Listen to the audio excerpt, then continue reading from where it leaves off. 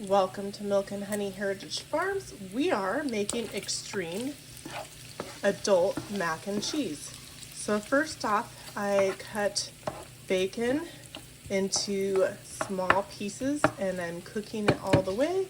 And once it's cooked away, I'm going to turn my heat down to a low.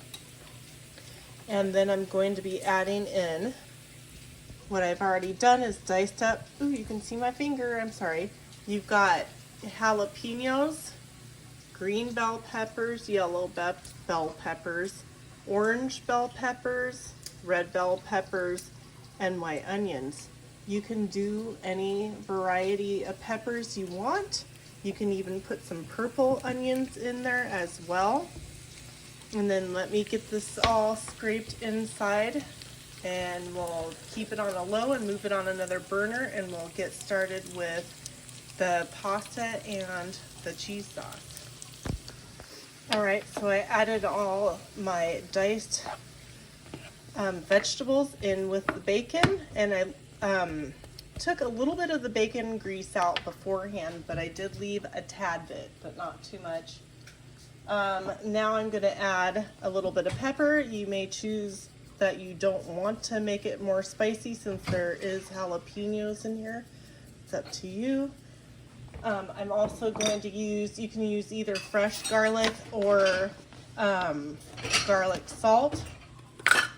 I have fresh garlic from my garden, but it's easier just to put a little bit in of the dried powdered garlic seasoning. And then mix it up, and I'm going to move it to a smaller burner and keep it on a simmer. I'm not cooking these vegetables very long because I don't want them to be soft. I want them to still have like a little bit of a bite, like a crunch to them. You can also dice up some tomato and put it in here as well if you'd like. It's up to you. All right, so let's move that back on a smaller burner on a very low heat. And then I'm going to get my pasta done, and then I'm going to make the cheese sauce, and I'll take you along for that. All right, so now I'm going to make my cheese sauce. I'm going to put in about a cup of milk.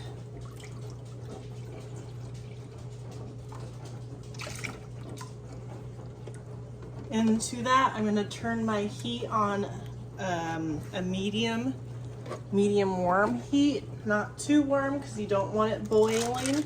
I'm going to add some cream cheese. It doesn't matter what brand of cream cheese that you use, whatever kind that you would like to get. Put that in there. And that'll start getting softer and melting. And that's what you want. I'm going to cut cheese. You can use whatever cheeses you want. I have a Colby Jack, a pepper jack, and a medium cheddar, but you can also use like Parmesan or whatever cheeses that you like. And I'm trying to get this cheese out of this packaging.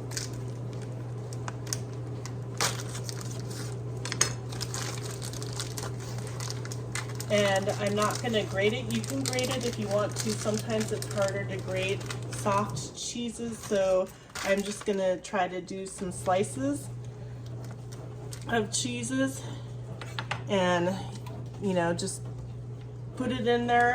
How much cheese total out of?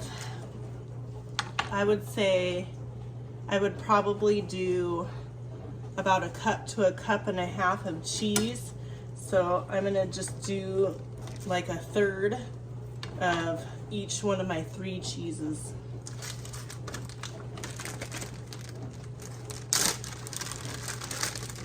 And then again, my heat on my burner is at a medium. I've got my bacon and bell peppers and jalapeno and onion sitting on a low temperature, and then I'm going to boil some elbow pasta to go into this dish.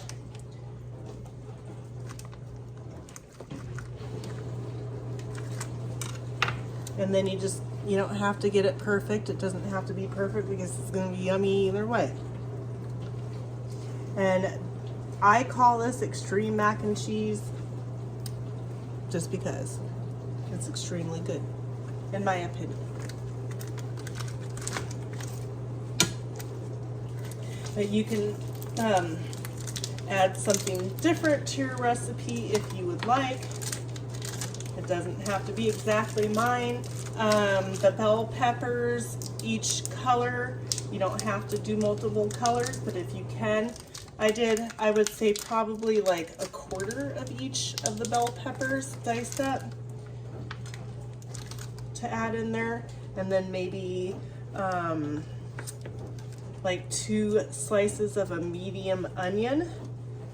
You don't want to have it too spicy. And then I did 1 fairly good sized bell pepper. Okay, so cheddar cheese is a little bit of a harder cheese than the other 2 cheeses that I just added. You don't have to make this adult mac and cheese spicy if you don't want, so you know, just leave out the jalapeno and don't add the pepper jack cheese. You can make it spicier as well, so that's up to you. I like doing a variety of cheeses. You can look up online like what cheeses are good for mac and cheese and go by the list on that if you'd like Gouda. I mean, just whatever you can afford, right? So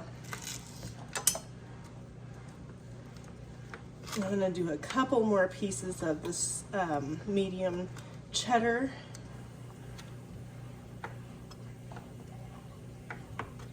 And again, I'm just cutting this up smaller because this is a harder cheese and it'll take a little bit longer for this to melt. Okay, so got some good stuff going on right there.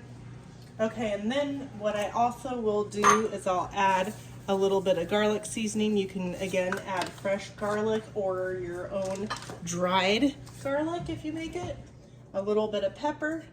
Again, not too much. You don't want to have it so spicy that you can't eat it.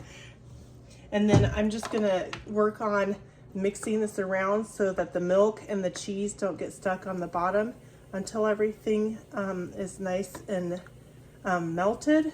If it doesn't seem thick enough, I can add a little bit more of cheese to it to make it a little bit more thicker.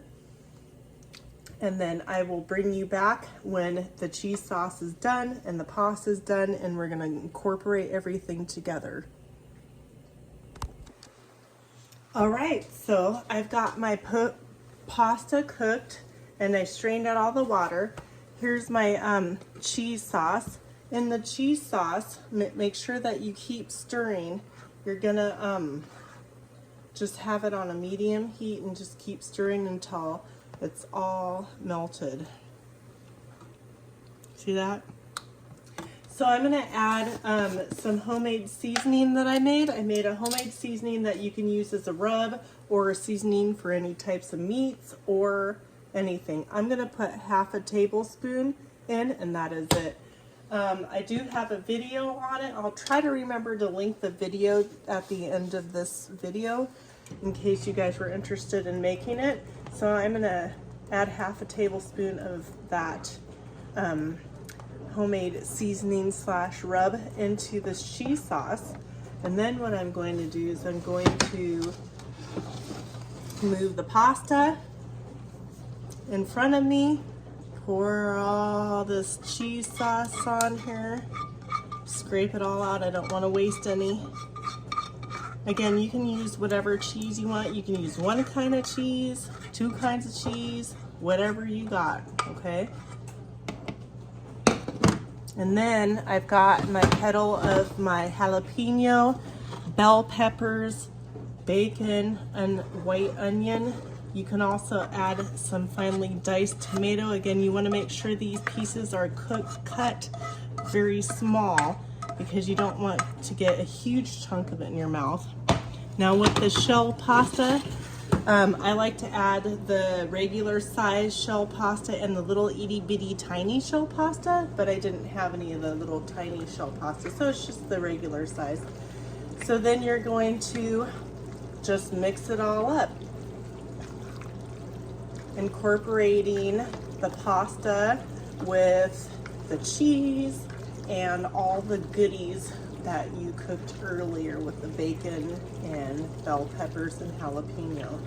And again, I didn't cook the bell peppers, onion, and jalapeno for very long at all. I wanted them to have a little bit of a crunch to them and not be too soft.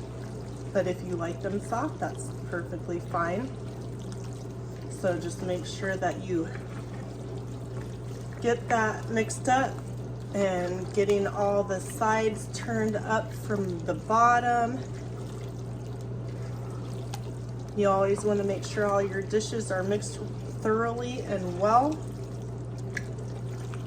and that you don't over season your stuff, but don't be afraid to use seasoning. So this is my version of extreme mac and cheese. What do you guys think? Oh my gosh, it smells so good. I hope you enjoyed this. Please give it a thumbs up, like, share, and subscribe if this is something that you like. And thank you so much for joining me. And I will see you on the next one.